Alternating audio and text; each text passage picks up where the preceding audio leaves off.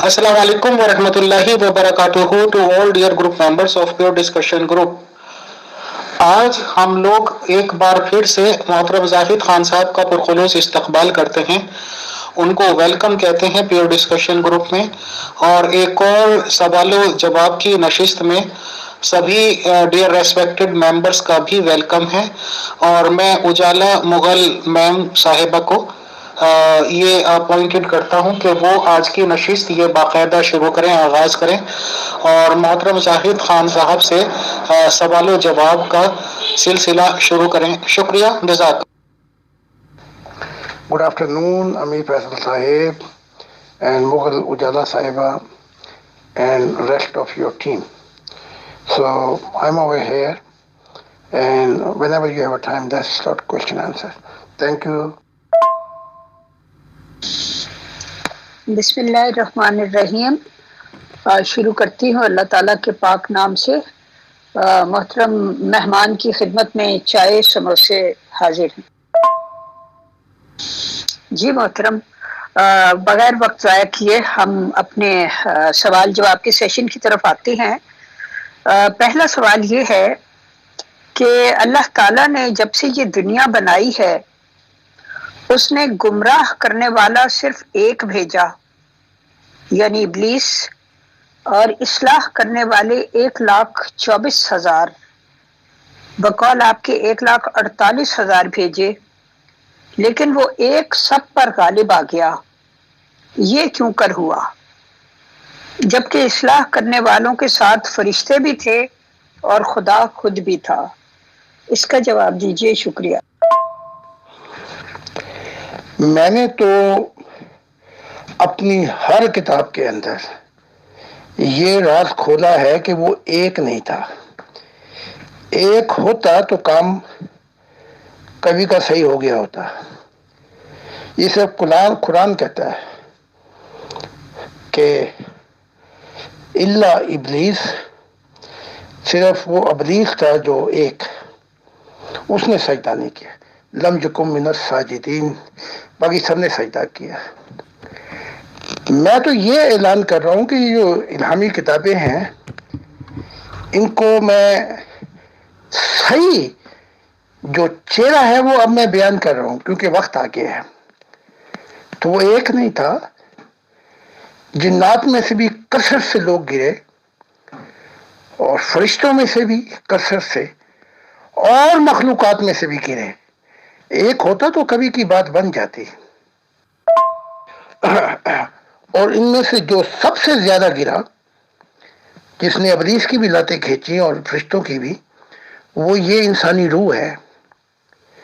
हम अपने आप को ना जाने क्यों भूल जाते हैं कि फरिश्तों का और जिन्नात का भी बिगाड़ करने में हमारा सबसे ज्यादा हाथ है। तो यहाँ तो गंगा ही उल्टी चल रही है। फरिश्ते जो थे पहले बड़े सुकून से रहते थे, इंसानी कायनात की तख्लीक से पहले। जिन्नात जो थे वो बड़े अपने अपने जहानों में सही थे। उनमें से बहुत से जिन्नात बहुत आगे जा चुके थे खुदा की डायरेक्ट डिमेंशन में। तो इनका जो हाल हुआ जो वो इंसानी कायनात ने किया। तो जो सबसे ज्यादा पार्टनर है शैतानियत में वो तो इंसान ही है। तो ये हम भूल जाते हैं। इसको अगर सारे जो तस्वीर के टुकड़े हैं सामने लाए तो फिर तस्वीर मुकम्मल होती है। तीसरा जवाब ये है, ये भी सुन लें कि एक टोकरी में आपने 50 सेब रखे, उनमें से एक खराब सेब भी रख दिया, वो 50 को खराब कर देगा।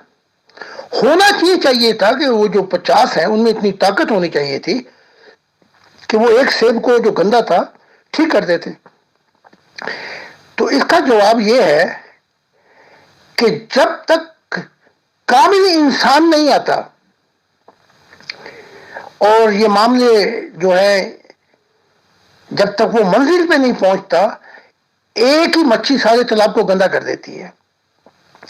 لیکن جب وہ کامل انسان آ جائے گا تو سوال ہی نہیں پیدا ہوتا. مجھے آپ خربوں کے ساتھ میں ملا دیں، اگر وقت دے دیں تو میں خربوں کو صحیح کر دوں گا. اس کا جواب پھر یہ ہے. تو جب کوئی ایک خدا کے ساتھ ہو گیا تو چاہے وہ خربوں برے سیب آ جائیں، میں ایک ہی کافی ہوں، مجھے اس میں ڈال دیں. جی محترم، یہاں 2-3 سوال پیدا ہوتے ہیں جن کو میں ایک ایک کر کے پوچھتی ہوں. جیسے کہ آپ نے فرمایا کہ مجھے خربوں برے سیبوں میں ڈال دو، میں ایک ہی سب کو ٹھیک کر دوں گا. تو یہ موقع تو آپ کو حاصل ہے، کیا ایسا نہیں؟ نہیں، آپ نے میری پوری آڈیو نہیں سنی.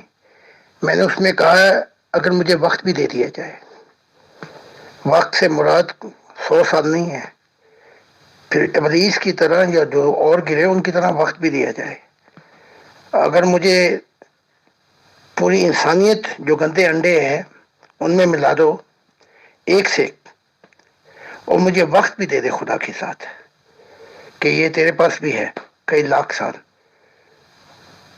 تو خدا نے چاہا تو میں ان سب کو ٹھیک کر دوں گا، خدا کی طرف لے آؤں گا. کہنے کا مقصد یہ تھا کہ وہ مجھے اپنی طرف نہیں لا سکیں گے، یہ مراد تھی میری. میں ان میں سے لے آؤں گا سب کو، وقت اگر مل گیا، وہ مجھے نہیں ادھر لا سکتے. کہنے سے مراد یہ تھی. دوسرے، خدا نے مجھے کہہ دیا کہ وہ کام جس کے لیے بھیجا گیا تھا وہ تو نے کر دیا ہے.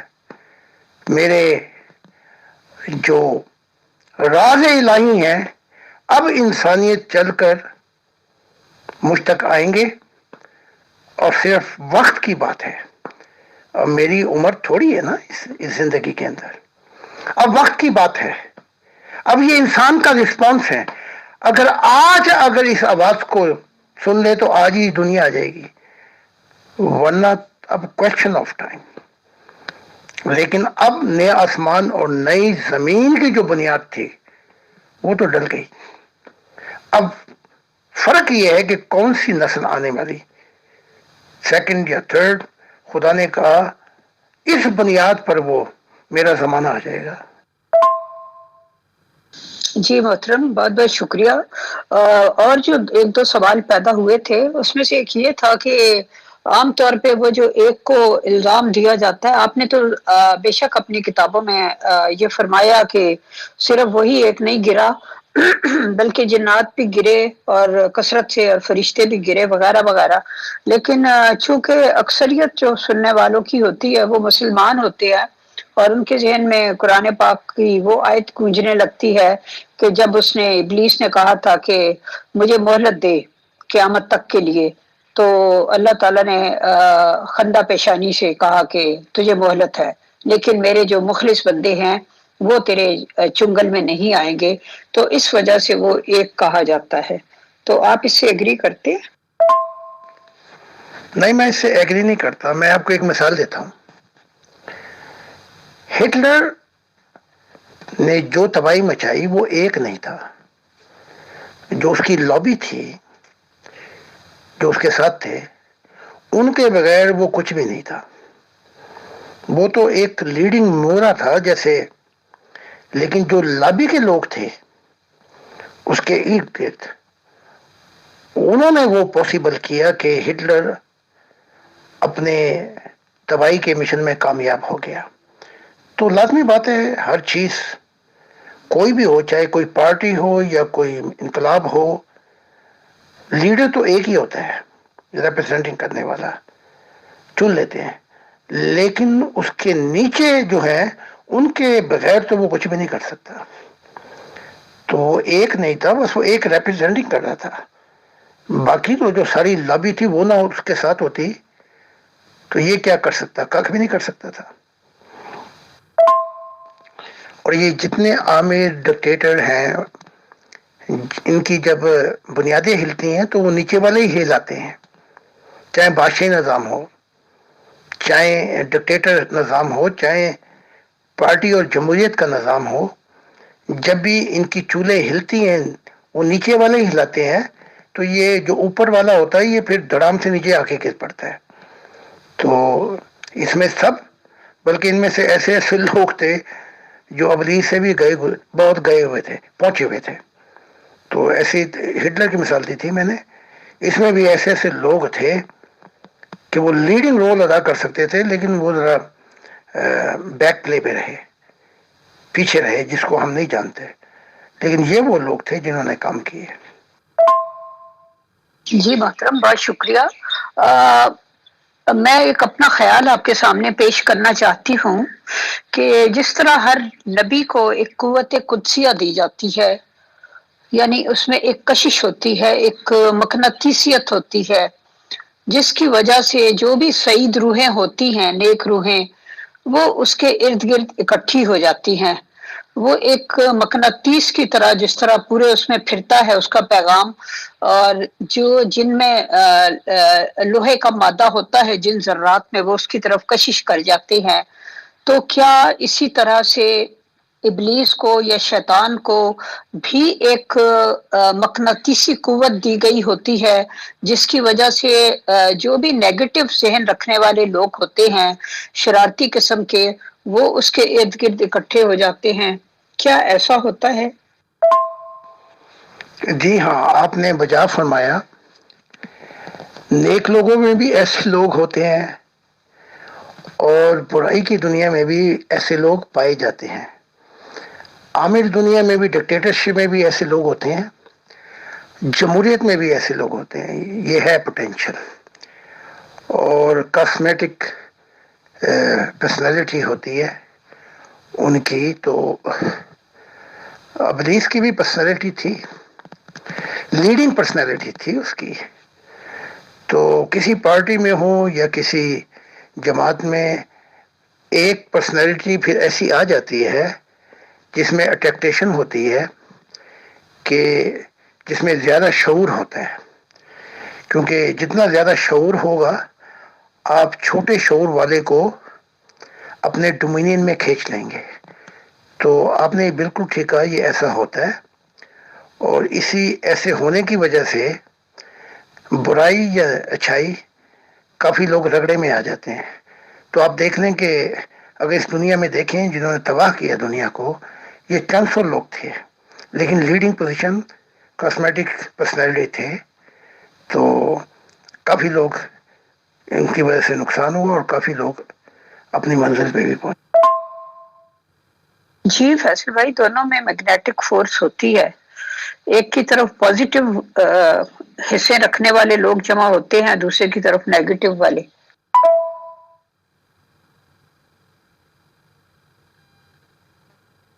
بہت شکریہ. اگلا سوال یہ ہے کہ جیسا کہ آپ جانتے ہیں رمضان کا مہینہ شروع ہونے والا ہے، تو ایک بہت مشہور حدیث ہے کہ رمضان میں شیطان کو زنجیروں سے جکڑ دیا جاتا ہے. تو اس کا کیا مطلب ہے آپ کے نزدیک؟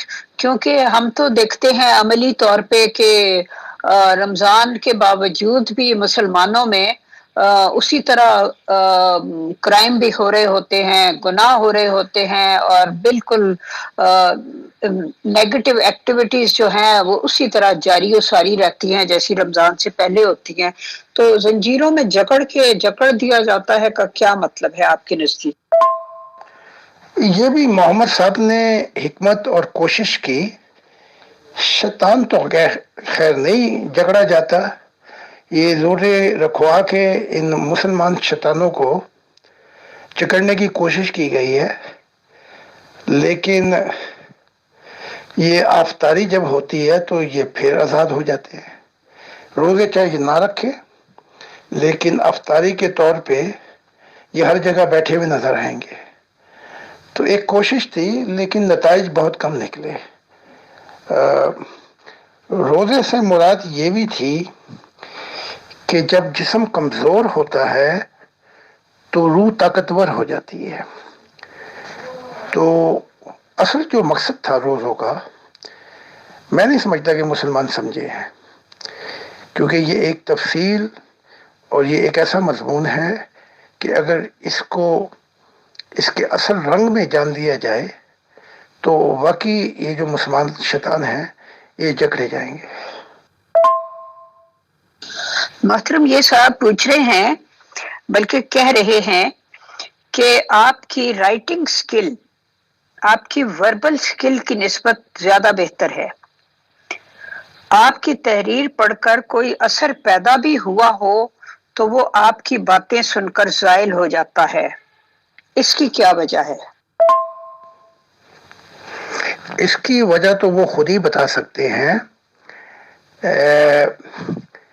ہر شخص کی ایک روحانی گروتھ ہے۔ اب یورپ میں جب میں لیکچر دیتا ہوں تو سونے پہ سہاگا ہو جاتا ہے، اور ایشیا لوگ جب کتابیں پڑھتے ہیں تو وہ اس میں ڈوب جاتے ہیں۔ پھر میں سچائی اور پیش کرتا ہوں جو بڑی کڑوی ہوتی ہے تو ان کے مجاز خراب ہو جاتے ہیں۔ تو یہ 12 جین ہیں، یہ ہر جین کا ذائقہ مختلف ہے، لیکن میرا کام تو وہی ہے نا، چاہے وہ لکھائی میں ہو یا میں بولوں، میرا کام تو وہی ہے جس کے لیے مجھے بھیجا گیا ہے کہ بغیر پرواہ کیے اس دنیا کی میں راز الہی کھولتا چلا جاؤں، اور اگر اس میں کچھ غلطی ہو جائے تو وہ میں قصوروار ہوں۔ اگر وہ پیغام ویسے ہی پہنچ جائے تو یہ خدا کی عنایات ہے، چاہے وہ تحریری ہو یا وہ میری کویشچن آنسر ہوں یا یورپ میں جب ریلی دے رہا ہوں تو۔ جی محترم، انہوں نے یہ بھی پوچھا ہے کہ آپ کی کتابوں کی، ایسا لگتا ہے کہ آپ کی کتابوں کی نوک پلک کوئی اور سنوارتا ہے، اور جب آپ بولتے ہیں تو شاید آپ ڈیفینسو ہو جاتے ہیں یا آپ جلدی غصے میں آ جاتے ہیں، جس کی وجہ سے آپ کی گفتگو متوازن نہیں رہتی۔ یہ بھی انہوں نے پوچھا ہے محترم، آپ اس کے بارے میں کچھ کہنا چاہیں گے؟ محترم زاہد خان صاحب، میں آپ لوگوں کی گفتگو سن رہا ہوں، بیچ میں ٹاپک آیا شیطان کا یا ابلیس کا، تو محترم شیطان ابلیس کے ریگارڈنگ جتنی جانکاری مجھے ہے، اس نے ہمیشہ صرف اور صرف خدا کی ہی عبادت کی ہے اور ٹوٹلی وہ توحید پر عمل پیرا رہا ہے۔ اور محترم جب خدا نے کوئی مٹی کا پتلا بھی بنایا اور کہا کہ اس کو سجدہ کرو تو سب نے کیا، بٹ ابلیس نے نہیں کیا۔ تو ظاہر سی بات ہے کہ ابلیس اپنے دماغ کو اس حد تک پورا تیار کر چکا تھا کہ خدا کے علاوہ کسی کو سجدہ نہیں کرنا، تو اس نے انکار کیا۔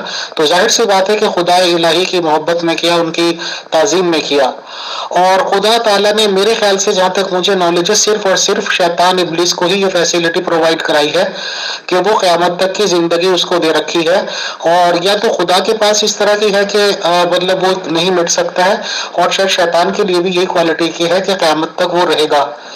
اور آپ یہ کہتے ہی ہیں کہ شریعتیں منسوخ ہو چکی ہیں، درہم مذہبوں کا کوئی مطلب رہا نہیں، تو کیوں نہ سر محترم زاہد خان صاحب بتائیں کہ کیوں نہ شیطان علیہ السلام ہی کے فالوور ہو جائیں ہم، اور شیطان ہی کو کہیں بھائی یہ سب سے بڑا توحید پہ رہنے والا پرسن تھا، ہم اسی کو مانتے ہیں، تو بتائیں۔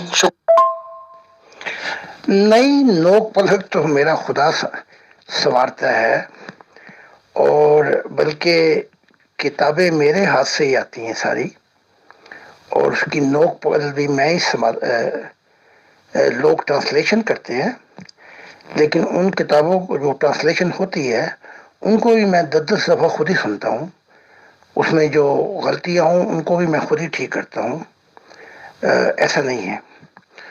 اور کئی جگہ پر اگر کوئی مضمون آگے پیچھے ہو گیا تو وہ بھی خدا میری رہنمائی کر دیتا ہے۔ تو نوک جو آپ نے کہا نوک پلک سنوارنے والا وہی ذات ہے، یہ صرف ترجمان ہے، بلکہ ان کی ترجمانی کے اندر بھی میں ان کو ٹھیک کرتا ہوں جو انر کانٹینٹ ہے، تو ایسی بات نہیں ہے۔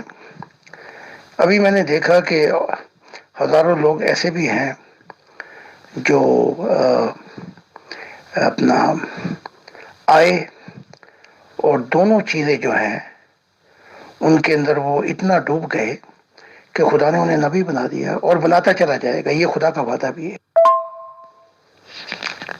امیر فیصل صاحب کا جواب جو ہے وہ یہ ہے، انہیں کیسے پتہ لگ گیا کہ وہ صرف ایک ہی تھا؟ قرآن نے ہی بتایا نا انہیں، الا ابلیس. قرآن نہیں بتایا، قرآن کے سوا اور مذہب نہیں ہے. اور پھر قرآن ہی جو ہے وہ اس قرآن میں ہی وہ بتاتا ہے کہ وہ اپنے شیاطین کو بلاتا ہے. اس کی جو لابی ہے وہ ایک نہیں ہے.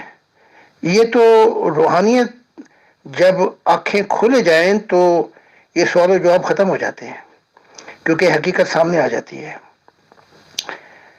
پھر وہ توحید کا پرچار کرنے والا تھا. تو یہ آپ کو کس نے بتا دیا کہ وہ توحید کا پرچار کرنے والا تھا؟ اس کا بھی حوالہ مجھے دے دیں، کہاں سے لیا آپ نے؟ وہ تو میں نے اپنی کتابوں میں بتایا ہے. توحید کا صرف ماننا اور خدا کی نافرمانی کرنا یہ دو مضمون ہیں. تو امیر فاصل صاحب کو چاہیے کہ ان مضمونوں کو اور کتابوں میں بھی ڈھونڈیں. یہ قرآن کوئی لفظ آخر نہیں ہے، بلکہ بہت سی چیزیں ہیں جو انجیل کی وہ قرآن کے خلاف جاتی ہیں، اور بہت سی چیزیں تورات کی قرآن کے خلاف جاتی ہیں. تو یہ آپ کا اوپینین ہو سکتا ہے، اصل حقیقت نہیں ہو سکتی. اصل حقیقت جب ہوگی جب آپ کہیں گے کہ زاہد خان صاحب میں بھی خدا سے مل لیا ہوں، میں نے بھی مشاہدہ الہی کی زندگی کو دیکھا ہے، اور میں یہ بات کہہ رہا ہوں کہ اللہ تعالیٰ نے مجھ سے یہ بات کہی ہے. پھر میں آپ کو مان لوں گا، کیونکہ پھر آپ پہ ایک بوجھ بھی ہے کہ اگر آپ جھوٹ بول رہے ہیں تو آپ کا کھڑاکا بھی ہوگا. تو یہ ایسا نہیں ہے جیسے آپ سمجھیں. آپ قرآن کو گہرائی میں پڑھیں، وہاں یہ بھی لکھا ہے کہ وہ اپنے شیاطین کو بلاتا ہے. تو اس کے ساتھ اس کی لبی بھی ہے، وہ ایک نہیں ہے. وہ تو میں نے مضمون آپ کو سمجھا دیا ہے کہ ہر انقلاب، ہر پارٹی، ہر چیز کے اندر ایک لیڈر ہوتا ہے، لیکن اس لابی کے بغیر وہ لیڈر کچھ بھی نہیں ہوتا. تو اس کی ایک لابی ہو، جیسے میں نے ابھی مثال دی تھی ہٹلر کی، مسولینی کی، چاہے وہ اپنا کارل مارکسزم تھیوری ہو، وہ ایک کچھ بھی نہیں کر سکتا. جب وہ نیچے والے ہلیں تو یہ اوپر والا پہلے گرتا ہے. تو وہ ایک نہیں تھا. قرآن کہتا ہے کہ وہ اپنے شیاطین کو بلاتا ہے. وہ ایک ہوتا تو شیاطین کو کیوں بلاتا؟ ان کی تو بڑی کثرت ہے. تو وہ ایک بس وہ لیڈرشپ پوزیشن پہ تھا. جی محترم، وہ میں بعد میں پوچھتی ہوں. یہ جو آپ کی لاسٹ آڈیو آئی ہے اس کو سن کر میرے ذہن میں بھی ایک سوال پیدا ہوا کہ آپ نے فرمایا کہ اس کی جو ہوتی ہے لابی ہوتی ہے، یعنی کہ یعنی جو بھی خدا کی طرف بلاتا ہے یا اس کی طرف، تو اس کے جو پیروکار ہوتے ہیں ان کے بغیر وہ کچھ نہیں ہوتا، اگر میری صحیح سمجھ میں آیا ہے تو. لیکن یہاں میرے ذہن میں یہ سوال پیدا ہوا ہے کہ جو دنیاوی آدمی ہوتا ہے، یعنی جیسے آپ نے ہٹلر کی مثال دی یا اور اس طرح کی جو نیگیٹو فورسز ہوتی ہیں، ان کو تو آف کورس لابی کی ضرورت ہوتی ہے. لیکن جب کوئی خدا کی طرف سے آتا ہے تو اس کے پیچھے تو ظاہر ہے خدا کا اتنا مضبوط ہاتھ ہوتا ہے کہ اس کے پاس اسے کسی لابی کی ضرورت نہیں ہوتی. اس نے تو اپنا پیغام پہنچانا ہوتا ہے. کسی کی مرضی ہے تو ایمان لائے، نہیں مرضی تو نہ لائے، کیونکہ فائنلی وہ سب لوگ جو ہیں وہ تو خدا تعالیٰ کے حضور جواب دہ ہوتے ہیں. جیسے حضرت نوح علیہ السلام کی اتنے سالوں کی تبلیغ کے نتیجے میں کیا تھا؟ ایک کشتی کی سواریاں ہی تھی نا. اور حضرت عیسیٰ علیہ السلام کے 12 حواری تھے نا، اس میں سے بھی ایک نے پکڑوا دیا 30 روپے رشوت لے کے، اور دوسرے نے لعنت بھیجی 3 دفعہ. تو میرا مطلب یہ ہے کہ یہ ان کو لابی کی کوئی ضرورت نہیں ہوتی، میرا یہ خیال ہے. ویسے آپ فرمائیے. ٹھیک ہے، لیکن میں اتفاق نہیں کرتا. کیا محمد صاحب کے جو اصحاب تھے، اگر وہ نہ ہوتے تو محمد صاحب کیا کر لیتے؟ 12 سال جو دور گزارا ہے مکی زندگی میں، 39 تھے فالوور. اس کے بعد وہ جو اصحاب کی جو لابی تھی، اس کے بغیر ہی یہ آگے چلا نا اسلام. کیا کلے لڑنے چلے گئے تھے جنگ؟ بدر کی، احد کی اور دوسری جنگیں، 83 غزوے ہوئے ہیں. تو اگر وہ نہ ہوتے یہ کلے کیا کر لیتے. اسی طرح عیسیٰ کی آپ نے مثال دی، اس ایک نے پکڑوا لیا لیکن 12 تو اس کی لابی تھے. اور اس کے بعد کراس کے بعد وہ جو لابی تھی وہی تو ہے جو دنیا میں پھیلی ہے، انہوں نے پیغامات پہنچائے ہیں. ان کے بغیر یہ پیغام کہاں جاتا. 300 سال کے بعد وہ جلے مرے آگ میں اپنی قربانیاں دیں، ان کے بعد ہوا ہے یہ عیسائیت. 296 کے قریب جا کے کائزر کستوس اس نے ایکسیپٹ کی. تو پوری ایک لابی چلتی ہے، صرف انجن نہیں چلتا، پولیس انجن کے ساتھ وہ بھی چلتی ہیں جو پیچھے لگی ہوتی ہے، جنہیں آپ کیا کہتے ہیں، بوگن. موسیٰ اکیلا نہیں چلا، موسیٰ کے ساتھ پوری تیاری کروائی گئی تھی بنی اسرائیل کی، پوری لابی تیار کی گئی تھی. اور پھر جب وہ چھوڑ گیا، مدائن میں اکیلا تھا، تب بھی جب اس کو واپس مشن دیا گیا تو اس کے ساتھ 6 لاکھ لوگ تھے کہ جا کے ان کو فرعون کو کہے کہ لیٹ مائی پیپل کو، میرے لوگوں کو جانے دے. تو اکیلا اکیلا موسیٰ تھا تو اپنا 40 سال اس نے گزارے تھے، کر لیتا جو کچھ کر سکتا تھا اکیلا. تو انجن اور اس کے پیچھے جو بگیاں ہوتی ہیں یہ ایک فورس ہوتی ہے. ورنہ بڑے 148 نبی آئے، 1,48,000 نبی آئے، اکیلے آئے اکیلے چلے گئے. ان کو وہ لابی نہیں مل سکی. ان کو وہ سپورٹ مل جاتی تو وہ بھی کچھ کر کے دکھا دیتے. تو اس کے بغیر کام نہیں چلتا. جی محترم، بہت شکریہ. اگلا سوال میں ان صاحب کا پیش کرتی ہوں. انہوں نے فرمایا ہے کہ آج کل میڈیا کا دورہ ہے، ٹی وی چینل ہر وقت نت نئی خبروں کی تلاش میں رہتے ہیں اور اپنی ریٹنگ بڑھانے کے لیے انوکھی خبریں ڈھونڈ نکالتے ہیں، پھر ان پر تبصرے اور ٹاک شوز وغیرہ کرتے ہیں. آپ کی تعلیم چونکہ گزشتہ سب انبیاء سے مختلف ہے، تو کیا جرمنی یا کسی اور ملک کے میڈیا نے آپ کا انٹرویو کیا ہے یا آپ کو اپنا پیغام دنیا تک پہنچانے کی سہولت فراہم کی ہے؟ پلیز بتائیے. شکریہ. ہزارہ انٹرویو ہیں، ٹیلی ویژن کے انٹرویو ہیں، میڈیا کے انٹرویو ہیں. آپ گوگل میں جائیں تو میرا نام دیں گے تو وہاں سب کچھ نکل آئے گی انفارمیشن. اور سینکڑوں میڈیا لکھتا ہے. اب وہ کیا لکھتا ہے یہ میڈیا کے اوپر ہے. تو بعض اوقات وہ انٹرویو لیتے ہیں، اس میں پھر بہت سی چیزیں ایسے ہی کہہ دیتے ہیں جو میں نے نہیں کی. یہ ایک علیحدہ مضمون ہے. کوئی 200 سے زیادہ ریلی ہیں جس میں میرے انٹرویو ہیں، تو ایک انٹرویو تھوڑی ہے.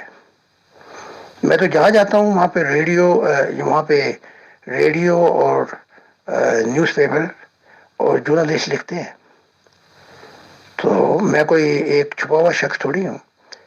اگر آپ جرمنی میں کہیں کہ پروفٹ اور وہ اسلام کریٹک تو سب جانتے ہیں، اکثر جانتے ہیں ان میں سے.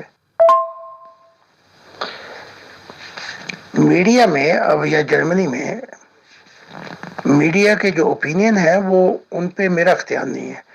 وہ کہتے ہیں کہ اس کو پہاڑوں پہ خدا ملا، اس نے اپنے آپ کو خود بخود نبی بنا لیا. پھر وہ یہ کہتے ہیں کہ یہ جو جتنے نبی ہیں یہ ان سے باتیں کرتا ہے تو وہ سارے مردہ ہیں، مردے باتیں نہیں کرتے نبی. اور یہ خدا کا بتاتا ہے تو خدا کو دکھائے بھی. تو باتیں کرنے والے تو بہت ہیں، لیکن انہی کے اندر چاہے وہ نیگیٹو پبلسٹی ہوتی ہے میری، لیکن انہی کے اندر وہ اصل پیغام وہاں تک بھی پہنچ جاتا ہے جن میں سید روحیں ہوتی ہیں. تو یہ بڑا سلو پروسیس ہے. اور آپ دیکھ لیں، میں 40,000 کے مجموع سے میں مخاطب ہوں، اور ان سے پہلے میرے انٹرویو ہے ہر جگہ انٹرویو ہے میرے. تو میری تعلیمات پوچھتے ہیں، کثرت سے سوال کرتے ہیں. جی محترم، بہت بہت شکریہ، آپ نے ڈیٹیل سے جواب دیا.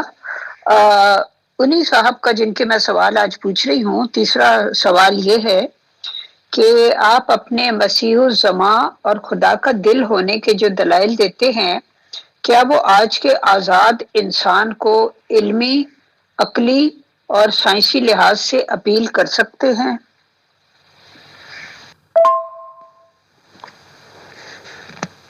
جو میں دلائل دیتا ہوں یورپ میں، وہ تو بڑے ریزنیبل اور انٹلیکچل بیسس پہ ہوتے ہیں، اور اسی وجہ سے لوگ جو ہیں وہ کھینچے چلے آ رہے ہیں.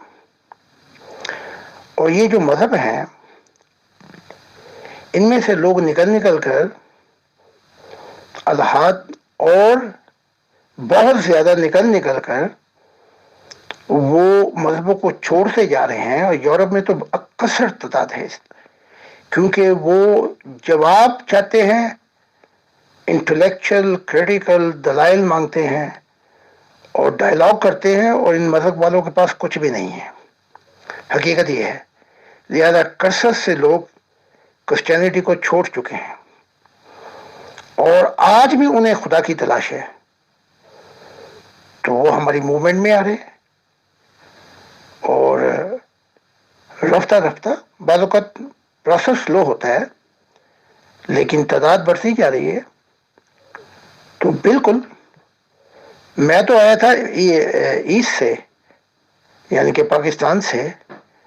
میں کیا اور میری اوقات کیا، میں تو وہی شخص ہوں جو ساری زندگی فٹ پاتھوں پہ سوتا رہا. اور میں ہی وہ شخص ہوں جو European intellectual society, intelligent society کو اپیل کر رہا ہے، اور لوگ آتے جا رہے ہیں. ابھی کچھ دن پہلے پروفیسر صاحب نے جوائن کی. ہماری موومنٹ میں اسکالرجسٹ ہیں، ہماری موومنٹ میں بڑے ویل ایجوکیٹڈ لوگ ہیں. تو یہ تعداد اس لیے بڑھ رہی ہے کہ ان کے ریزن، ان کے انٹلیکچل کوشچن، ہر چیز کو میں نے کبھی فبیڈڈ کیا ہی نہیں، کبھی روکا ہی نہیں میں نے ان کو. میں نے تو اوپن کہا، please ask me every question, and if I have observation experience I will share with you. تو میں تو ہر سوسائٹی کو اپروچ کر رہا ہوں یورپ میں، اور پوری پبلک لائف میں چیلنج کر رہا ہوں میں. تو بلکہ بعض اوقات میڈیا بڑے سخت سوال کر دیتی ہے، لیکن ان کی برین اور ان کے انٹلیکچل ریزن میں ان کو جواب دیتا ہوں. تو میرا کام ہی یہی ہے، صبح سے شام گروپوں میں. اور جو ہماری موومنٹ ہے، اس میں بہت وکیل بھی ہیں. میری بیوی کے علاوہ 2 وکیل اور ہیں. تو یہ تو تعداد بڑھتی جا رہی ہے. یہی تو میں نے کہا تھا کہ اگر وقت کے ساتھ یہ روت بدل جائے گی، یہ تو خدا کہہ رہا ہے. میں کوئی چھپ کے تھوڑی بیٹھا ہوا ہوں، نہ میں کہیں جنگلوں میں غائب ہو گیا ہوں، نہ تاخانوں میں بیٹھا ہوا ہوں میں. بلکہ میں تو پبلک میں ہر رول میں پبلک میں ادا کرتا ہوں. کیونکہ اگر رت بدلنی ہے تو پبلک کو ساتھ لے کر چلنا پڑے گا، تب انقلاب آتا ہے. تو میں کوئی اکیلی زندگی تھوڑی گزار رہا ہوں، میرا تو کام ہی یہی ہے. جی محترم، بہت شکریہ. یہاں آپ یہ بتائیے کہ آپ انٹلیکچولی خدا تعالیٰ سے اور گزشتہ انبیاء سے جو آپ کی ملاقاتیں ہوتی ہیں عالم ارواح میں، ان کو آپ انٹلیکچولی اور سائنسی طور پر کس طریقے سے جسٹیفائی کرتے ہیں ویسٹرن کمیونٹی کے سامنے؟ ویسٹرن سوسائٹی میں 3 ایلیمنٹ بہت زیادہ ہے. ایک تو وہ آپ کا ایگزامپل دیکھتے ہیں، آپ کیا کہہ رہے ہیں، اس میں جو آپ کی عملی زندگی ہے اس میں کوئی تضاد تو نہیں ہے. دوسرے وہ یہ دیکھتے ہیں کہ جو میں سوال کر رہا ہوں انٹلیکچوئل، جب وہ سوال انٹلیکچوئل کرتے ہیں کہ مجھے انٹلیکچوئل جواب دے، تو پھر لاجک کی طرف بھی آنا پڑتا ہے اور سائنس کی طرف بھی آنا پڑتا ہے. کیونکہ جو سائنس لا پیش کرتی ہے ان میں جو بلائنڈ لا ہے پھر ان میں بھی ڈسکشن کرنی پڑتی ہے. لاجک، انٹیلیجنٹ بیسس اور ریزن، ان چیزوں سے ان کو سمجھانا پڑتا ہے. تو اس کے بعد سیکنڈ سٹیپ یہ ہوتا ہے کہ just check it out. Check it out سے مراد یہ ہوتی ہے، ان کو پھر میں دعوت دیتا ہوں کہ کچھ وقفے کے لیے اپنے جو نیگیٹیوٹی ہے اس کو ہٹا کر آپ یہ جو میں بتا رہا ہوں فلسفی، یعنی فلسفی تو نہیں ہے، ان کے نزدیک فلسفی سمجھ لیں، آپ اس کو تھوڑی سی ایکسپیریمنٹ کر کے دیکھ لیں ذہن سے خالی ہو کر. تو اس میں وہ جب وہ پریکٹس کرتے ہیں، کیونکہ ان میں وہ نہیں ہوتی تعصب، نہ فکر بنانا نہ یہ، تو جب وہ اس بات کو مان کر تھوڑا سا اپنے آپ کو خالی کر کر، تو کیونکہ سچائی کی تلاش میں ہوتے ہیں تو ان کو بڑی جلدی ہمارے ملاؤں مفتیوں اور مذہبی لوگوں سے بہت زیادہ وہ تیزی سے ان پر حقائق ظاہر ہوتے ہیں، خوابوں میں، مشاہدے میں. تو یہ سب چیز چلتی ہے، ایک طریقے سے نہیں ان کو بتایا جا سکتا. جی محترم، اگلا سوال ایک ممبر کا ہے. انہوں نے پوچھا ہے کہ ہم اس دنیا میں مادی وجود کے ساتھ ہیں اور ہم انہی چیزوں پر اعتبار کرتے ہیں جن کو ہم اپنے حواس خمسہ سے محسوس کریں. آپ کے روحانی مشاہدات ہمارے لیے حجت کیسے ہو سکتے ہیں کہ ان کی بنا پر آپ کو خدا کا نبی مان کر اپنے عقیدے، مذہب اور اطمینان قلب سے ہاتھ دھو لیے جائیں؟ یہ درست نہیں ہے.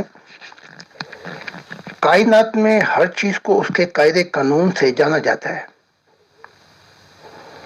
میں ایک مثال دیتا ہوں محمد صاحب کی. جب محمد صاحب کو بلایا گیا بنی سکیہ، یہ جو گھر تھا جہاں پہ اکٹھے ہوتے تھے، تو انہوں نے پہلے ہی کہا کیا تیرے رب نے تجھے یہ نہیں بتایا کہ ہم تجھ سے کیا پوچھیں گے؟ پھر وہ دنیا کے اندر انہوں نے دنیائی سوال کیے، ہم کیسے ہم تو پہلے بھی خدا کی عبادت، اللہ کی عبادت کرتے تھے، اس کے ساتھ جو خدا ہم نے بنائے ہوئے ہیں یہ ذریعہ ہے ہمارے لیے، تو ہم سب کو چھوڑ چھاڑ کے کیوں تجھے مان لیں؟ تو کوئی ہمیں دکھا، کوئی سیڑھی لگا، کچھ تو دکھا، کچھ فرشتے گھومے تیرے ساتھ. تو آپ کہتے ہیں کہ میں ڈاکٹر بننا چاہتا ہوں، لیکن اگر آپ یہ کہیں کہ میں یونیورسٹی نہیں جاؤں گا، ڈاکٹر کہ میڈیکل اسٹڈی نہیں کروں گا، تو آپ ڈاکٹر کیسے بنیں گے؟ بیمار ہو تو آپ ڈاکٹر کے پاس چلے جاتے ہیں، اگر وکیل بننا ہو یا جج تو آپ لا یونیورسٹی میں چلے جاتے ہیں. تو میری کتابوں میں بھی سیمیسٹر ہیں، وہ میں نے طریقے بتائے ہیں، ان کو تعصب سے دور ہو کر اس تعلیمات کو فقط اس لیے کہ میں خدا کی ذات سے ملنا چاہتا ہوں، میری وہ منزل ہے، انہیں استعمال کر لیں تو آپ اس منزل تک پہنچ جائیں گے. تو یہ تو ہر طریقہ رکھا ہے خدا نے. کہ ظاہری چیزوں کو کیسے پانا ہے، روحانیت کو کیسے پانا ہے۔ جی محترم، انہوں نے جواب سن لیا ہوگا۔ اگلا سوال یہ ہے کہ کیا خدا تعالیٰ آپ کو غیب کی کوئی خبر دے سکتا ہے جو آپ لوگوں کو پہلے سے بتا دیں، پھر وہ پوری ہو جائے اور لوگ آپ کو خدا کی طرف سے مامور سمجھ لیں؟ اس مشن کے دوران ایک دفعہ جب خدا سے ملاقات ہوئی حق تعالیٰ سے، تو اس نے کہا اگر تو چاہے تو میں تجھے معجزے دے سکتا ہوں، لیکن اگر انکار کیا انسانیت نے تو میری دنیا آنے میں پھر دشواریاں ہو جائیں گی۔ میں نے کہا خدا مجھے یہ معجزے نہیں چاہیے۔ خدا نے کہا میں تجھ پہ غیبوں کے دروازے بھی کھول دیتا ہوں، اگر یہ غیب کی باتیں سن کر بھی نہیں مانیں گے یہ جو شیطانی دنیا ہے، تو جو نیا آسمان نئی زمین ہے پھر اس کا زمانہ آگے چلا جائے گا۔ تب میں نے سجدہ کیا، میں نے خدا سے پوچھا تو بتا۔ خدا نے کہا جو معرفت الہی کے میں تجھے راز بتا رہا ہوں اس سے میری دنیا آئے گی، سبسٹینٹل ایجوکیشن سے۔ تو جو خدا ہمیں کہتا ہے ہم اس چیز کو مانتے ہیں۔ باقی تو غیب کی خبریں کیا، 10,011 تک کا سفر کرا دیا مستقبل کا، اور میں نے اکثر اپنی کتابوں میں بتا دیا کہ سویلائزیشن پہ کیا کیا بیتے گی۔ جی محترم، بہت شکریہ۔ اگلا سوال بھی ایک ممبر کا ہے۔ انہوں نے کہا ہے کہ بابا وانگا، نوسٹراڈیمس اور نعمت شاہ ولی اللہ، جن کا کوئی خدا کی طرف سے ہونے کا دعویٰ بھی نہیں تھا، ان کی کئی پیشگوئیاں پوری ہوئی ہیں اور اسی لیے وہ دنیا میں مشہور ہیں۔ تو شاید یہ آگے یہ پوچھنا چاہتے ہیں کہ کیا آپ کی بھی کوئی پیشگوئی پوری ہوئی ہے؟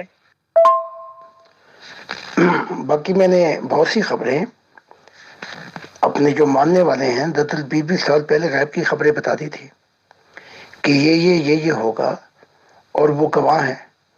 بہت سی چیزیں 10 سال بعد پوری ہوئیں، بہت سی چیزیں 15 سال بعد، اور اگر آپ کہیں تو میں ان کو سامنے کھڑا کر دوں گا ان لوگوں کو۔ دنیا اور مشہور ہونے کے لیے ہم نہیں آئے، ایسے تو ہزارہ ولی اللہ بھی ہیں جنہوں نے نبوت کا دعویٰ ہی نہیں کیا، ان کی بھی مشہور ہوئیں، اور نوسٹراڈیمس اور جو دوسرے ہیں سینٹ فوناسیسی، ان کی بھی پوری ہوئیں، لیکن کیا وہ نیا آسمان یا نئی زمین آ گئے جس کی خدا نے انسانیت کو بنا کر کہا؟ کیا وہ کنگڈم آف گاڈ آ گئی؟ 1,48,000 نبی آئے، عیسیٰ بھی آئے جو مسیح تھا، یہاں تک کہا کہ repent the kingdom of God is at hand، توبہ کرو خدا کی بادشاہت کا زمانہ آ گیا ہے، بلکہ ہاتھ میں آ گئی ہے۔ کیا وہ دنیا آئی؟ تو یہاں مشہوری کا تو چکر ہی کوئی نہیں ہے۔ یہاں جو ہے میں پوری کرنے آیا ہوں نبوت، نیا آسمان نئی زمین، جو کوئی انبیاء بھی نہیں لا سکا۔ وہ اپنی خطابوں میں بتا گئے کہ نیا زمانہ آئے گا، تو اس کو پورا کرنے والا جو ہے وہ میں ہوں۔ تو جتنی کتابیں ہیں وہ میرا ہی بتاتی ہیں۔ میرے بعد جو ہے خدا جو ہے اس زمین پر ظاہر ویزیبل گاڈ دکھائی دے گا، زمین خدا کے نور سے بھر جائے گی، بلکہ زمین انبیاء سے بھر جائے گی۔ محترم زاہد خان صاحب، میرے پاس ایک سوال آ رہا ہے اور بہت زیادہ شدید تقاضا ہے ان کا کہ میں یہ اسی سیشن میں پوچھ لوں کہ زاہد خان صاحب کیونکہ مرزا غلام احمد قادیانی صاحب کو بھی ایک نبی مانتے ہیں، اور ظاہر سی بات ہے کہ جو احمدی لوگ ہیں وہ ان کو نبی مانتے ہی ہیں سر، بٹ آج کل ہمارے گروپ میں بات چیت شروع ہوئی ہے محترم جنبا صاحب سے، تو ظاہر سی بات ہے کہ وہ بھی احمدی ہیں، وہ بھی مرزا غلام احمد قادیانی صاحب کو ہی نبی مانتے ہیں، بٹ ان دونوں میں بہت بڑا فرق ہے۔ جو مرزا مسرور صاحب کے زیر نگرانی خلافت چل رہی ہے، ان لوگوں کا کہنا یہ ہے کہ جو مرزا صاحب کی خواہش تھی، ول تھی، اس کے اکارڈنگ وہی ان کے صحیح اقدار بنتے ہیں. اور محترم جنبا صاحب کا کہنا یہ ہے کہ نہیں، مرزا صاحب جس طرح بتا گئے تھے اس طرح سے وہ ہی چلا سکتے ہیں. تو کیا ان دونوں لوگوں میں سے بھی کوئی ایک ہی جنت میں جائے گا محترم؟ کیونکہ ظاہر سی بات ہے کہ ایک تو ان میں سے غلط ہوگا کہ مرزا صاحب کے راستے پر نہیں ہوگا. تو بتائیں. جی محترم، میں آخری سوال کرتی ہوں آج کے پروگرام کا. آپ فرماتے ہیں کہ اس مردہ قرہ یا کائنات کو زندگی دینے کے لیے خدا تعالیٰ نے اپنی طاقت کا مظاہرہ کیا، جسے ہاریزونٹل یونیورسل پرائم فورس کہتے ہیں. اس بات کو ذرا واضح کیجیے گا پلیز. جو دعویٰ غفار کا ہے ذکی غلام ہونے کا، اور یہ کہنا کہ جس طریقے سے یہ چنتے ہیں خلیفہ کو، یہ خدا کا طریقہ نہیں ہے. اگر ہم اس کو یوں لیں کہ یہ خدا کا طریقہ نہیں ہے، جس طرح یہ چنتے ہیں، نام پیش کرتے ہیں، تو پھر محمد کا جو نظام ہے خلفاء کا، وہ بھی غلط ہو جائے گا. کیونکہ ابو بکر کو بھی خدا نے نہیں چنا. سعد بن عبادہ جب یہ انصار کے پاس پہنچے، بڑا جھگڑا ہوا، حتیٰ کہ تلواریں نکل آتی. وہ کہہ رہے تھے ایک طرف انصار میں سے ہو خلیفہ، ایک طرف مہاجر میں سے خلیفہ ہو. پھر عمر نے کہا یہ تو ایسے ہے جیسے دو اونٹوں کو ایک رسی سے باندھ دینا. تب تلواریں نکل آئیں اور بہت نزدیک تھا کہ قتل و خون ہو. عمر نے اپنا ہاتھ پھیلایا ابو بکر کے ہاتھ میں، کہا میں آپ کی بیعت کرتا ہوں. پھر وہ اپنا مہاجرین نے کی، انصار نے. تو یہاں پہ خدا کہاں پہ بیٹھا ہوا تھا؟ اب آگے چلتے ہیں تھوڑا سا. اور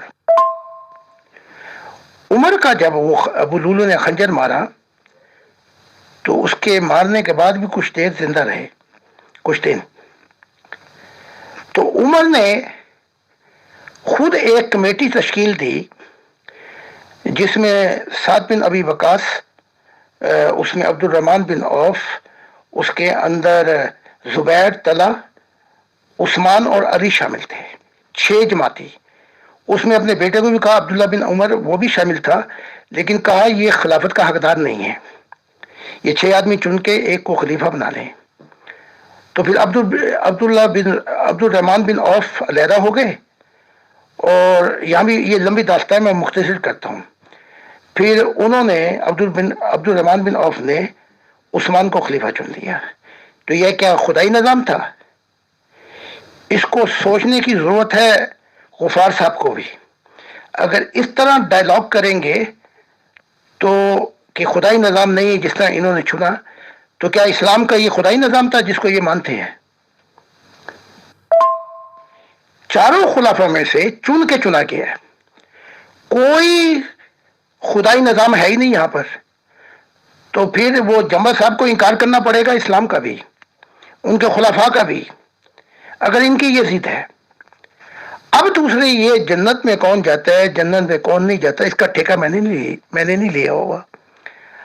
اگر غفار صاحب یہ دعویٰ کرتے ہیں کہ میں ہوں، تو اس کے ذمہ دار وہ ہیں. یہاں پہ خدا نے مجھے کہہ دیا ہے کہ جب کوئی یہ کہے کہ میں خدا کی طرف سے ہوں، تو کسی انسان کی یہ طاقت نہیں ہے کہ اس کو جھوٹا کہے، پتھر اٹھائے. تو یہاں پر آ کر میں نے تو یہاں تک بتا دیا کہ 12 ذکی غلام ہیں اس وقت زمین کے اوپر. تو اگر ان میں سے کوئی بھی کہے کہ میں خدا کی طرف سے ہوں، ہمارا کام ہے کہ ان کی تعلیمات کو سننا. اور اگر وہ تعلیمات جو وہ دے رہے ہیں، یہ نہیں کہ جھگڑے بازی شروع کر دیں، میں منہ جھوٹا ہے، میں سچا ہوں، یہ ہے وہ ہے، لعنت ملعنت. اگر وہ تعلیم دے رہے ہیں کہ جس سے دل کھنچا جائے خدا کی طرف، تو قبول کرنے میں کیا حرج ہے؟ تو ہمارا وہی عقیدہ ہے جو خدا نے ہمیں بتایا ہے کہ کوئی بھی دعویٰ کر دے اس کو غلط ثابت کرنا میں نہیں، تو نہیں ہے، کیونکہ اس نے جھوٹ اگر مجھ پہ بولا ہے تو میں اس کو سمجھوں گا، میں سنبھالوں گا اسے. جی محترم زاہد خان صاحب، اصل میں میرا بنیادی مقصد یہی تھا کہ آپ سے میں جانکاری لوں کہ جیسے یہ کہا جاتا ہے کہ چاہے وہ 1400 سال پہلے والی خلافت ہو ابو بکر جی کی جو خدا نے بنایا، چاہے احمدیز لوگوں کی خلافت ہو، یہ بھی بہت ہی شور کرتے ہیں کہ جی خدا نے بنایا، خدا نے بنایا. تو آپ کی باتوں سے بھی یہی لگتا ہے اور کامن سینس بھی یہی کہتی ہے سر خدا نے کسی کو نہیں بنایا، بس وہ تو ہو گیا تو ہو گیا. اس سے آگے تھوڑا سا اور آ جاتے ہیں. وہی ہو نبی پر، اور وہی جب ہو رہی ہے تو اسے خبر نہ ہو اس نبی کو کہ میں نبی ہوں، اور وہ جائے اپنی بیوی کے ساتھ خدیجہ کے ساتھ ورقہ بن نوفل کے پاس، اور وہ اسے بتائے کہ وہ نبی ہے موسیٰ کی طرح. تو یہاں بھی بہت سوچو بچار چاہیے. یہ کیا ہے؟ کیا جبرائیل نہیں بتا سکتے تھے میں کون ہوں؟ ورقہ بن نوفل جو عیسائی تھا اس نے بتایا تو تب یقین آیا. تو ان باتوں کو سوچیں نا، ورنہ بات بہت آگے چلی جائے گی. تو غفار صاحب جو ہیں انہیں بھی سوچنا چاہیے. اگر احمدیت کے نظام کو غلط کہیں گے تو پھر اسلام کے نظام کو بھی غلط کرنا پڑے گا. محترم زاہد خان صاحب، پتہ نہیں یا تو میں کچھ سوال کرنے میں غلطی ہوئی یا پتہ نہیں سر. تو محترم غفار جمبا صاحب یہ تھوڑا ہی کہتے ہیں کہ یہ خلیفہ کو تو بھائی خلیفہ تو ہیں ہی خلیفہ، وہ یہ کہتے ہیں کہ اللہ نے ان کو نہیں بنایا، بس ایک کمیٹی سے چنتی، یہی تو کہتے ہیں محترم وہ. بہرحال شکریہ. جیسے بائبل کہتی ہے، تھوڑا سا ہلکا سا جواب دے دیتا ہوں کہ خدا کا تخت پانی پہ تھا اور جنبش کرتا تھا. اب اگر ہم اس انویسٹیگیشن کریں تو پانی میں دو ایلیمنٹ ہیں، ہائیڈروجن آکسیجن. یہ خدا کی انرجی کا حصہ تھا جو گیون ٹیک سے پیدا ہوا. اس کے بعد سائنس کہتی ہے کہ کائنات کی پروسیس کے اندر ہزارہ گیسز تھیں، پھر وہ غائب ہو گئیں اور چند گیسز رہ گئیں جو انسان کی زندگی کے لیے کافی تھی. وہ گیسز انرجی بھی خدا کا حصہ ہے، گیون ٹیک، خدا کے یونیورسل کانشسنس کے گیون ٹیک سے. اور when God created light، اس کے گیون ٹیک سے یہ انرجیز اور یہ گیسز ایجاد ہوئیں جو خدا کے اندر ہیں. اس سوال کا اگر مطمئن نہ ہو تو اگلے سیشن میں اور تفصیل سے جواب دے دیجیے. میں بھی تو یہی کہتا ہوں کہ جس اسلام پہ وہ ایمان رکھتے ہیں ذرا اس کا بھی مطالعہ کر لینا، جس پہ وہ دل و جان سے ایمان رکھتے ہیں. وہاں بھی خلیفہ جو ہے وہ اللہ نہیں بنا رہا. تو اگر احمدیت نے بنا لیا اس طریقے سے تو انہوں نے تو پھر سنت پہ عمل کیا ہے محمد صاحب کی، جیسے خلیفہ نے کیا انہوں نے بھی اس طریقے سے بنایا. تو کوئی غلط فہمی نہیں ہوئی، یہ بالکل صحیح طریقہ ہے. جماعت احمدیہ نے بالکل ہی ایسا کیا ہے جیسے یہ 4 خلیفوں نے خلیفہ بنے ہیں، ایک دوسرے کو بنا کے گئے ہیں. تو اگر اس طریقے کو جماعت احمدیہ کے طریقے کو غلط کہنا پڑے گا تو پھر اسلام کے طریقے کو بھی غلط کہنا پڑے گا جو وہاں ہوا. تو دونوں چیزوں کو پھر انصاف کی نظر اور عدل کی نظر سے دیکھنا پڑے گا. فیصل بھائی، محترم زاہد خان صاحب بہت ہی شفقت سے اور تحمل سے بہت سے اٹپٹے سوالوں کے بھی جواب دیتے ہیں، اور ان کے لیے اس بات کے لیے میں تہہ دل سے ان کی شکر گزار ہوں. اور یہ بھی بتا دوں چلتے چلتے، عالم ارواح کے اندر غلام احمد قادیان اپنے بیٹے محمود کو وہ ذکی غلام کہتے ہیں. یہ ہے وہ میرا بیٹا. تو اس سے غفار صاحب بھی سوچ لے کہ وہ کون سا دعویٰ کر رہا ہے پھر. اور اگر آپ چاہیں تو جماعت احمدیہ کے بہت سے لوگ ہیں وہ قرآن سے ہی اور سنت سے ہی ان کو دلیلیں پیش کریں گے اگر آپ چاہیں. بہت سے لوگ ہیں.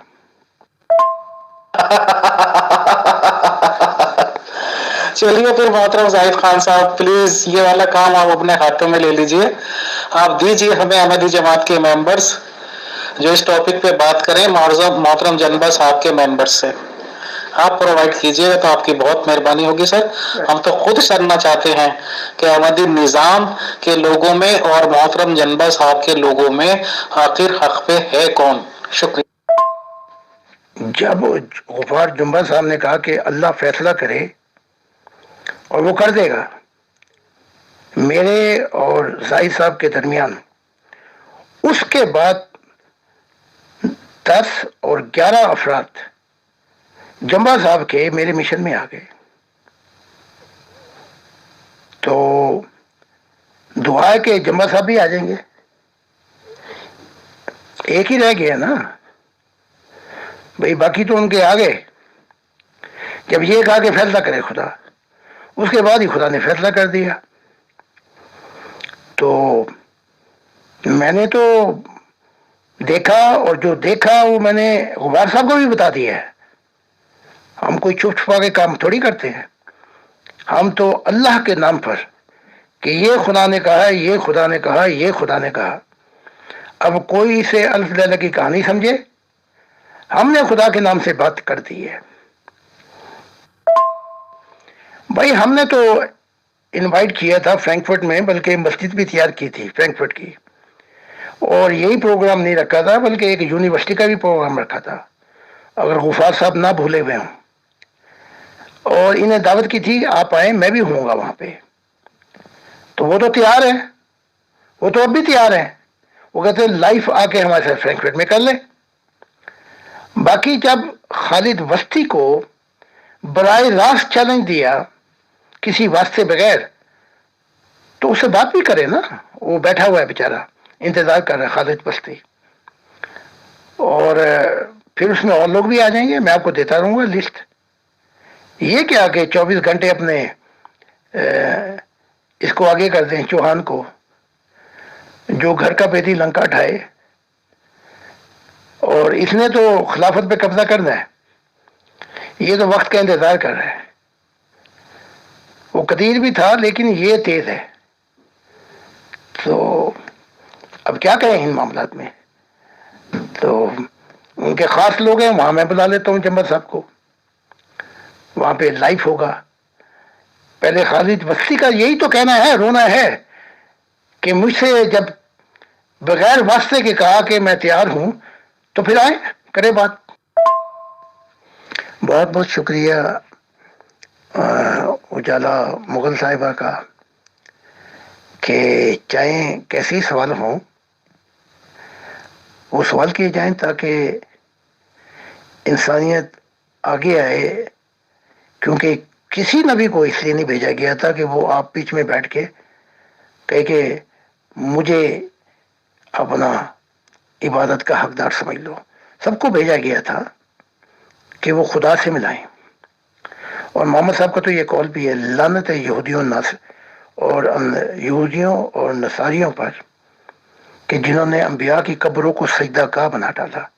اب میں خدا کا مسیح، خدا کا دل یہ کہہ رہا ہوں کہ یہ لعنت مسلمانوں پر اس سے بھی زیادہ پڑی ہے. اور اگر یہ بات نہیں آئے، وہ تو خدا نے کہہ دیا ہے یہ جو ٹیلے ہیں نا پہاڑ میں، ان کو ہلا دوں گا، روئی کی گالوں کی طرح ہلیں گے. جب خدا نے کہا مذہب گئے تو بس کوشچن آف ٹائم. محترم زاہد خان صاحب، میری جانکاری میں یہ بات ہے if I am not wrong کہ خالد وسطی صاحب آپ کے فالوورز میں سے ایک ہیں. تو کیا ہی اچھا ہو کہ محترم خالد وسطی صاحب اور آپ کے گفتگو کا ایک سیشن سر پیور ڈسکشن گروپ میں ہو جائے اور ہم ان سے سوال کریں اور وہ بھی آپ سے سوال کریں، ایک ایسا سیشن لیں کہ آپ کی ٹیچنگز پہ وہ بات چیت کریں خالد وسطی صاحب.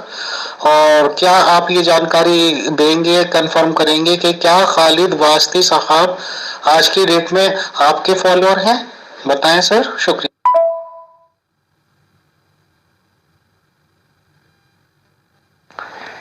نہیں، وہ میرے فالوور نہیں ہے، بلکہ پورے دل سے مجھ سے محبت کرتے ہیں. اور اس سے آگے اور کچھ بتانے کی بھی ضرورت نہیں. تو ہاں میں لے آتا ہوں خالد وسطی صاحب کو، وہ میرا انٹرویو کریں اور مجھ سے کوشچن آنسر کریں. میں نے پیغام بھی بھیج دیا ان کو کہ وہ آ جائیں اور وہ باتیں بھی بتائیں تاکہ غلط فہمی دور ہو کہ جماعت احمدیہ کے متعلق بھی سوال کریں، مجھ سے بھی سوال کر لیں تنقیدی، اور جو کچھ وہ پوچھنا چاہتا ہے پوچھ لیں. میں پوچھتا ہوں. بہت بہت شکریہ، بہت جزاک اللہ محترم زاہد خان صاحب. آپ آج کا سیشن بھی بہت اچھا کامیاب رہا، اور ایک نئے سمت بھی ہمیں یہ ملی کہ محترم خالد واسطی صاحب آپ کا انٹرویو ٹائپ لیں گے پیور ڈسکشن گروپ میں محترم. اور آپ سے ہمبل ریکویسٹ یہ بھی ہے زاہد خان صاحب، جب آپ اس طرح کے پروگرام ارینج کروانے کی بات آپ کہہ رہے ہیں تو بہت اچھا آپ کا قدم ہے. تو آپ کوشش یہ کیجئے گا کہ خالد واسطی صاحب ہی امیر فیصل کے سوالوں کے جواب اس ریگارڈنگ بھی دیں، یا اجالا مغل میم صاحب کے بھی، کہ جماعت نظام آخر اس میں سوال کیوں نہیں کر سکتے، ہم سوال کریں، اور ہمیں یہ جانکاری بھی وہ پرووائڈ کریں کہ آخر خلیفہ آف احمدیز کا چناؤ ہوتا کس طرح ہے. ہمارے پاس اس ریگارڈنگ سوال ہیں، تو سر اگر آپ اس بارے میں ہیلپ کر سکتے ہیں زاہد خان صاحب تو ہیلپ کیجئے گا کہ محترم خالد واسطی صاحب ان سوالوں کے جواب بھی ہمیں پیور ڈسکشن گروپ میں دیں. شکریہ، جزاک اللہ. انشاءاللہ نیکسٹ سیشن میں بہت جلدی ملاقات ہوتی ہے. Thank you.